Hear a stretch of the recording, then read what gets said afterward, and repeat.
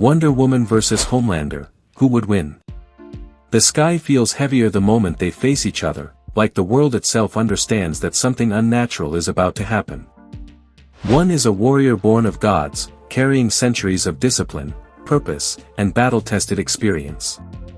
The other is a man-made deity, raised without love, fueled by ego, fear, and absolute dominance.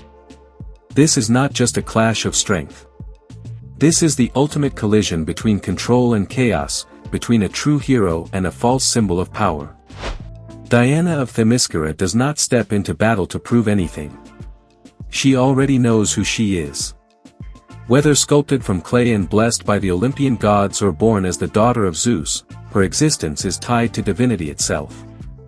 She was raised on an island where war is not chaos, but art.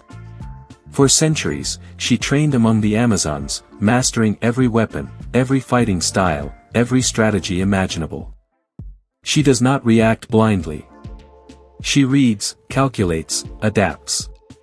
Her strength allows her to contend with the most powerful beings in her universe, her speed lets her intercept attacks faster than the human eye can process, and her durability has carried her through battles against gods, monsters, and world-ending threats. But what makes her dangerous is not just power, it is control over that power. Her weapons are extensions of her will. The lasso of truth does more than bind, it exposes reality itself. Her bracelets can absorb and redirect devastating energy. Her sword, the God Killer, is capable of cutting through beings far beyond normal physical limits. Every tool she carries has purpose, and every movement she makes has intention. Then there is Homelander. John was never meant to be a person. He was designed to be a product. Injected with Compound V before birth, raised in isolation, shaped by a corporation that wanted control over a living weapon, Homelander grew into something terrifying. On the surface, he is the perfect hero, strong, charismatic, unstoppable.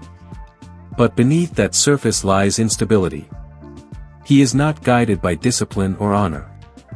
He is driven by validation, by the need to be seen as superior, and by the fear of losing control. Physically, Homelander is overwhelming in his own world. His strength allows him to crush steel and overpower nearly any opponent he faces. His durability makes him almost untouchable by conventional means. His speed in flight gives him complete dominance over positioning.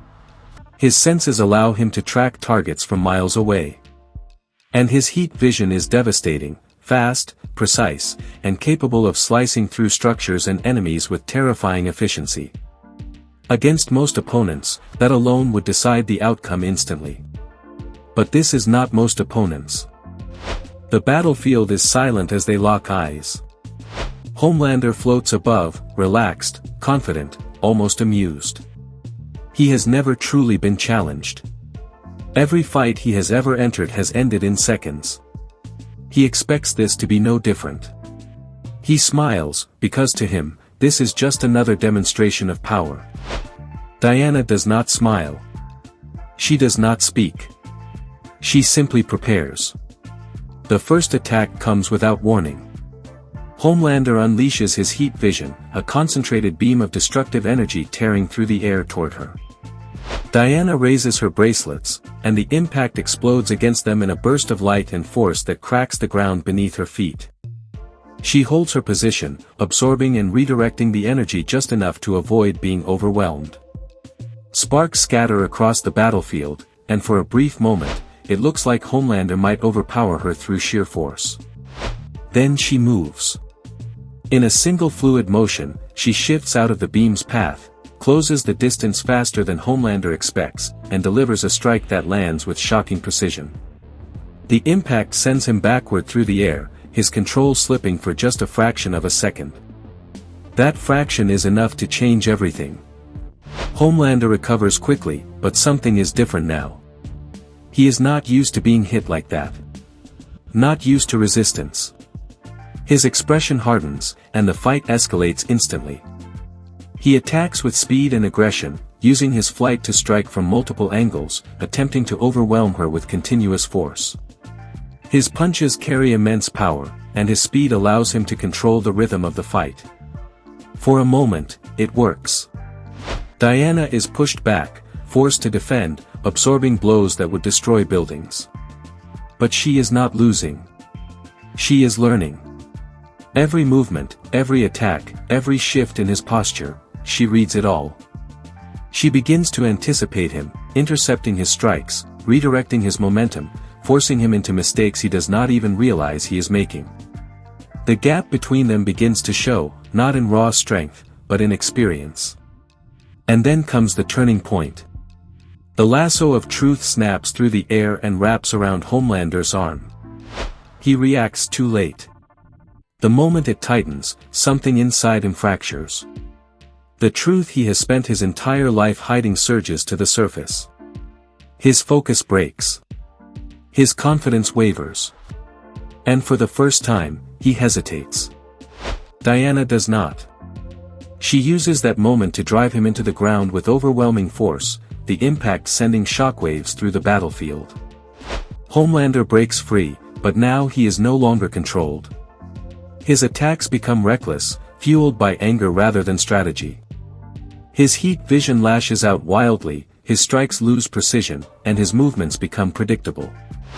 Diana advances through the chaos, blocking, deflecting, adapting with every step.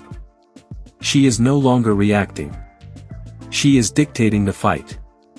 Then she draws the God Killer. The blade connects, and for the first time in his life, Homelander is truly injured.